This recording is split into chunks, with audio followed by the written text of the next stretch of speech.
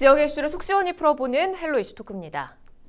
김포 도시철도 노조가 지난달 24일로 나흘간의 파업을 끝냈지만 차측과 협상이 제대로 되지 않을 경우에는 파업을 재개하겠다는 여지를 남겼는데요. 노조 측은 임금 인상과 인력 충원을 계속 요구하고 있는 상황입니다. 전문가들과 함께 근본적인 해결책이 뭔지 짚어보죠.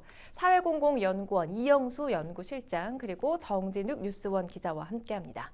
두 분 어서 나오세요. 안녕하세요. 반갑습니다. 김포 도시철도가 파업을 끝냈습니다. 그런데 노조 측은 파업을 재개할 수 있다는 그 여지를 남겼거든요. 협상이 계속 진행 중인 걸로 아는데 일단은 파업에서 복귀는 했습니다. 그러니까 파업을 끝낸 이유는 뭡니까? 일단 노동조합에서 이번 파업은 좀 경고 파업으로 시작을 했습니다. 네. 4일간 경고 파업 후 합의가 되지 않은 본 파업으로 간다는 전제가 있었거든요. 그래서 짧은 기간 경고 파업을 준비한 이유는 현재 인력 구조로도 유지 관리 인원이 부족한 상황인데 심지어 파업으로 인해 더 적은 인력으로 장기간 파업을 하게 되면 김포 골드라인의 안전에 치명적인 문제가 발생할 수 있기 때문이었습니다. 그래서 실제로 10월 24일 파업이 끝난 후 24일 날 새벽에 장애가 또 발생했습니다. 그래서 9분간 열차가 지연되기도 했고요. 네. 25일 날에는 스크린도어 고장이 또 있었거든요. 이 부분이 그러니까 평상시에 발생하지 않았던 장애가 발생했는데 이제 파업으로 인해 더 적은 인원 유지를 관리를 하다 보니 경고 파업을 기간 동안 사실상 유지 관리 제대로 이루어지기 힘들었다고 노동조합은 판단했습니다. 네. 그래서 일단 직원과 시민의 안전을 위해서라도 유지 관리를 정상화시키고 회사와 교섭을 진행하겠다는 입장입니다.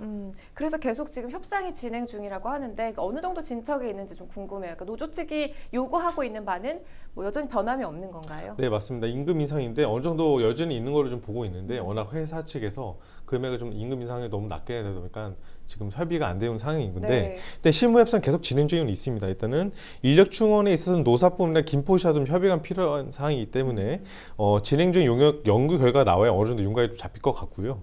또 노동조합은 임금 요구안에 대해서는 최초의 요구안보다 많이 양보한 상태입니다.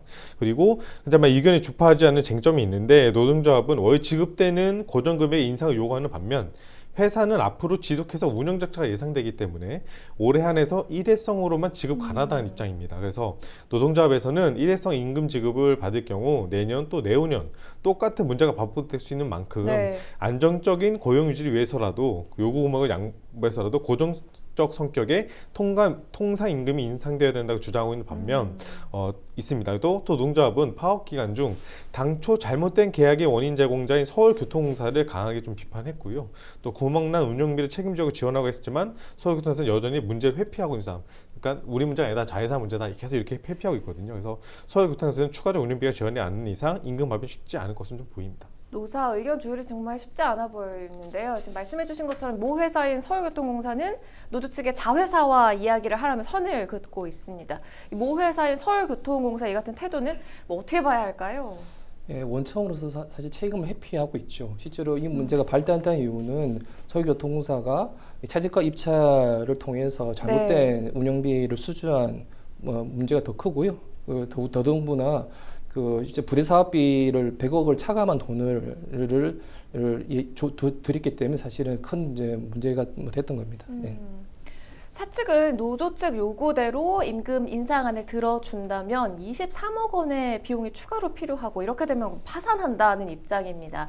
또 김포 도시철도는 무인 경전철이기 때문에 다른 경전철보다 인력이 덜 필요하고 또 근무 환경도 열악한 상태가 아니라고 이야기를 하고 있는데 다른 경전철과 좀 비교해서 우리가 좀 살펴볼까? 어느 정도 수준입니까? 그러니까 다른 그 무인 경전철인 의정부나 용인의 경전철과 비교해 보면 보통 이제 경전철의 이제 인력이나 운영은 킬로미터당으로 비교를 하는데 다른 그 경전철에 비해서 킬로미터당 그 인력이 상당히 부족합니다. 한 3분의 2 수준이고요. 운영비도 킬로미터당 한 절반 수준에 육박합니다.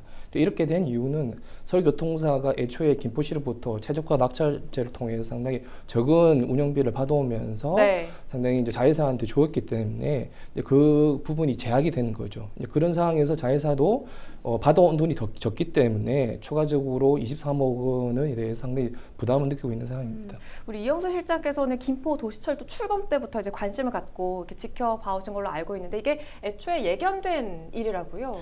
실제로 김포시에서 적정한 운영비가 한 1,200억 정도였는데 서울교통공사가 최저가 낙찰제를 통해서 한 1,013억에 받았고요. 아까도 얘기했지만 부대 사업비 100억 원을 차감한 돈을 이제 900억 정도를 자회사한테 이제 운영 기간 동안 이제 위탁을 준 거죠.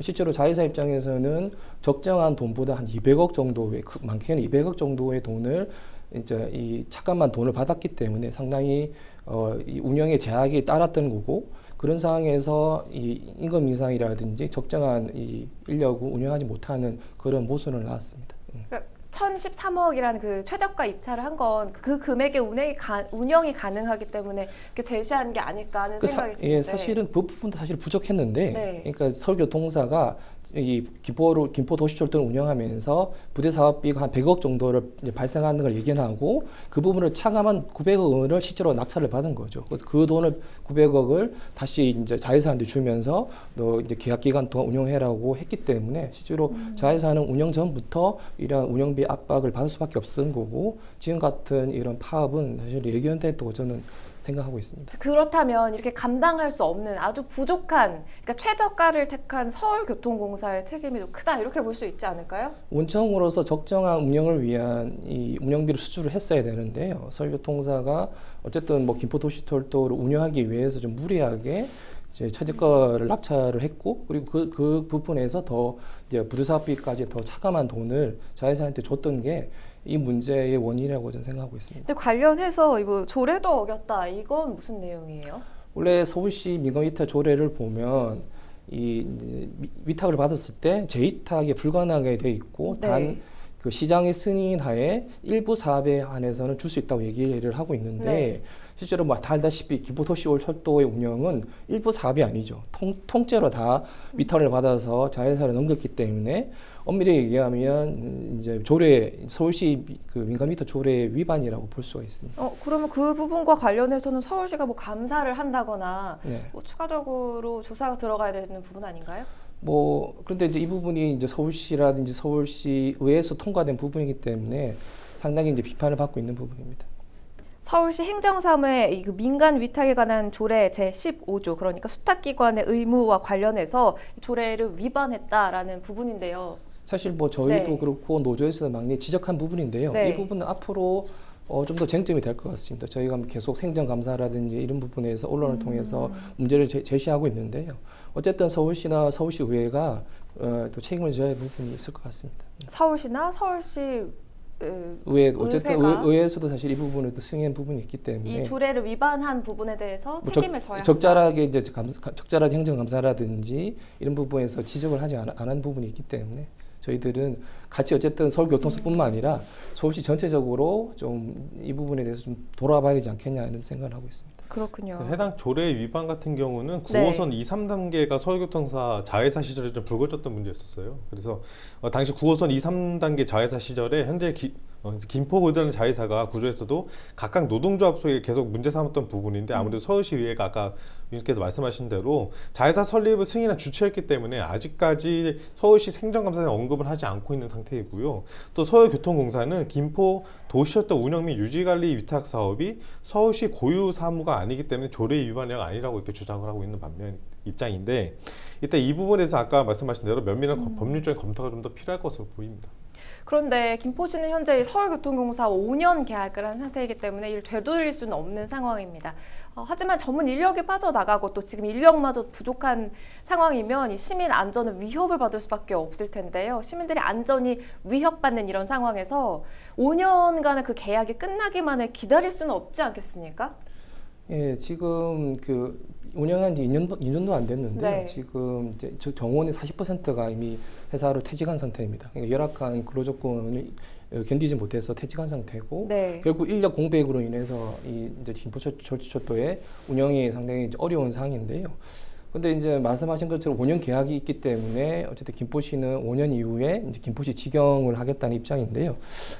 근데 그 과정에서도 보면 이제 9호선 사례를 보면 네. 계약을 파기는 할 수 있는데요. 근데 계약을 파기했을 경우에 김포시와 서울교통공사 간의 사실 책임 문제가 사실은 이제 도래합니다. 그러니까 아무래도 김포시는 서울교통공사의 문제를 생각할 거고, 서울교통공사는 어쨌든 김포시의 또 문제라고 서로 이 법률적인 쟁점이 이 다툼이 발생할 수 있기 때문에 상당히 좀 서로 조심하는 상태인데요. 어쨌든 뭐 딱 5년 동안 계약이 됐기 때문에 그까지 운영해야 된다는 법은 중간에 운영을 해지할 수 있는데요. 해지했을 시에 상당히 큰 이제 범죄 다툼이 발생할 수 있기 때문에 양측이 좀 조심한 것 같습니다. 예. 그러니까 계약이 지금 3년여 지금 남았는데 네, 그 그렇죠. 이후에는 김포시가 직영을 맡게 되면 뭐 어느 정도는 해결될 수 있다 이렇게 네. 보시는 거예요. 예, 뭐 어쨌든 뭐 김포시가 직영을 하게 되면 지금처럼 적은 운영비로 또 타이트하게 운영하지 않을 거고 상당히 이제 공공성을 위해서 운영되기 때문에 뭐 지금보다는 뭐 상당히 좋아질 거라 생각하는데 문제는 2024년까지의 그 과정의 문제인데요. 어쨌든 그 과정에서도 좀 더 김포시나 서울교통공사가 서로 좀 양보를 해서 좀 더 빨리 이 일을 잘못된 계약을 청산을 좀 해야 될 것 같고요. 그리고 어쨌든 중요한 거는 한번 이 계약을 잘못 맺어 놓게 되면 상당히 계약 기간 동안 그 피해는 노동자와 시민들한테 간다는 점을 좀 더 이 반복 교사로 좀 삼았으면 좋겠다는 말씀을 이 자리에서 꼭 드립니다.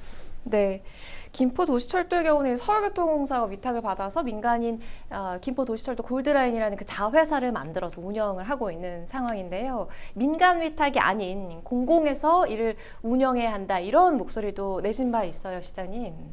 예, 뭐 어쨌든 이 경전철 사업이라는 게 상당히 공공성이 강하고 또 이렇게 다단계 민간 위탁이 됐을 경우에 상당히 운영이 복잡해지고 운영비가 부족해진다는 것을 김포뿐만 아니라 9호선도 그렇고 모든 많은 이 경전철 사업에서 보여주고 있기 때문에 일단은 직영을 해야 될 것 같고요. 특히나 김포도시철도 같은 경우에는 민간 사업이 아니라 재정 사업으로 진행이 됐기 때문에 민간 위탁을 할 이유가 전혀 없었던 거죠. 그렇기 때문에 잘못된 이 민간 위탁을 바로잡고 재정사업의 취지에 맞게 이제 직영을 하게 되면 어쨌든 지금 같은 이런 문제는 많이 해결될 거라고 생각하고 있습니다. 그 공공 위탁해야 하는 그 이유에 대해서 지금 이야기를 해주셨는데 9호선사를 자꾸 말씀해주고 계세요. 9호선과 비교했을 때는 좀 어떻습니까, 김포 골드라인이? 9호선도 마찬가지로 9호선도 이렇게 이제 다단계 위탁이 됐고 그 과정에서 상당히 운영비가 누수가 됐던 거죠. 그러니까 뭐 주주들한테 돈을 줘야 되는 거고 또 여러 가지 이제 그 과정에서의 이 좀 낭비되는 비용이 많았었는데요. 저희가 주장했던 것은 9호선 같은 경우에 직영했을 경우에 한 연간 100억 정도가 이제 세이브 된다고 저희도 주장했었는데 얼추 보니까 지금 직영이 된 지 1년이 넘었었는데요. 얼추 그 정도 수치가 맞았던 거고요. 마찬가지로 김포도시철도 어쨌든 이렇게 다단계로 운영하지 말고 김포가 어쨌든 직영하게 되면 김포시가 역하게 되면 어쨌든 김포시든 뭐 경기도통사도 어쨌든 직영하게 되면 그런 낭비된 비용뿐만 아니라 또 통합적으로 운영할 수 있기 때문에 상당히 이 공공성이 강화될 거라고 저는 생각하고 있습니다. 공공성의 문제이기 때문에 김포시나 경기고통공사가 직영을 맡는 게 문제 해결에 좀 어쨌든 어떤 방향으로 가든지 이제 공공이 직영하는 방향이 이제 필요하다고 저희들은 이제 생각하고 있습니다. 네, 김포도시철도를 계기로 이 자회사 위탁 경영의 한계를 누구보다 잘 알게 된 김포시일 테입니다. 김포시에서도 도시철도 경영 개선을 위한 그 진단 용역을 진행하고 있다고 들었는데 직영 운영에 대해서 또 고민하고 있는 바가 뭐 구체적으로 나와 있는 바가 있습니까? 네, 일단은 올해 초부터 김포 도시철도 운영사 경영 개선을 위한 조직 진단 용역을 발주했거든요. 그래서 1억 원 상당히 투입이 돼서 이번 용역은 어쨌든 철도 운영사인 김포의단의 인력구조와 운영 방식을 진단하고 그리고 개선점을 찾아 보완하는 목적으로 하면서 결과는 올해 말 정도에 나올 예정이고요. 네. 용역에는 철도 소유주인 김포시가 철도를 직접 운영하는 방안도 포함된 걸로 좀 확인됐습니다. 그래서 지금 발의 세부 내용을 보면 김포 도시철도 노사 태스크포스 TF팀을 꾸려서요. 2년 동안 직영체제 전환 준비하고 또 공기업을 설립한 후 위탁 운영 만료 시점에 철도 운영을 넘겨받는 것으로 좀 확인하고 있는데 운영 만료 시점이 2024년도입니다. 그러니까 김포시도 아까 시장님께 말씀하신 대로 그 전에 받기에는 계약상의 문제, 여러 가지 비용상의 문제가 또 발생할 수 있기 때문에 법적 문제라던가 그렇기 때문에 계약 운영 만료 시점이 2024년 이후로 이제 받는 걸로 지금 계획을 하고 있는 걸로 파악됐고요. 현재 김포시는 현재 철도 이용객 하루 평균 6만 명에 달하는 데다가 운영관리 비용과 수익이 거의 비슷해 직영하는 데는 큰 문제가 없을 거로 지금 판단하고 있는 입장인 것 같고요.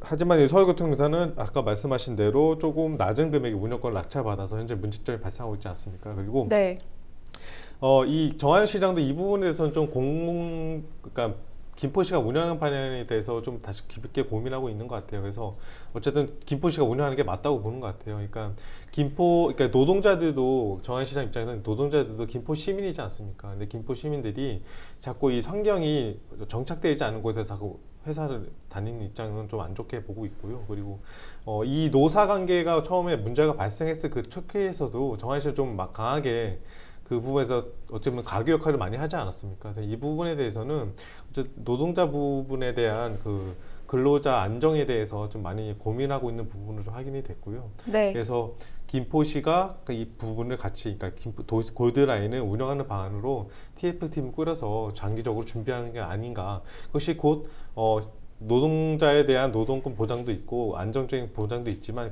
시민의 안전을 보장하기 위해서는 그게 맞다고 좀 보는 것 같습니다. 그렇죠. 그러니까 현재 서울교통공사가 지금 5년 계약을 한 상태이기 때문에 이 5년 계약이 끝나는 시점이 2024년이에요. 그 매일 이용하는 시민 입장에서는 이 3년여의 시간이 그러니까 계약이 끝나기만을 기다릴 수는 없는 참 불안한 시점인 거거든요.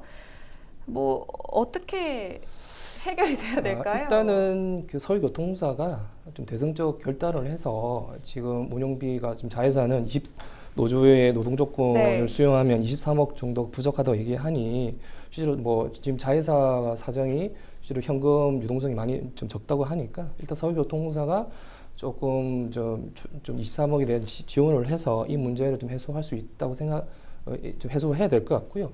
책임을 가지고. 네, 어쨌든 서울교통공사가 자기가 어쨌든 낙찰을 받았고 실제로 운영 주체로서 계약을 했기 때문에 실제로 이 자회사의 문제라고 회피하지 말고 어쨌든 이제 23억 정도에 대해서 지원을 해주면서 이 문제를 좀 단기적으로 풀어야 될 것 같고요.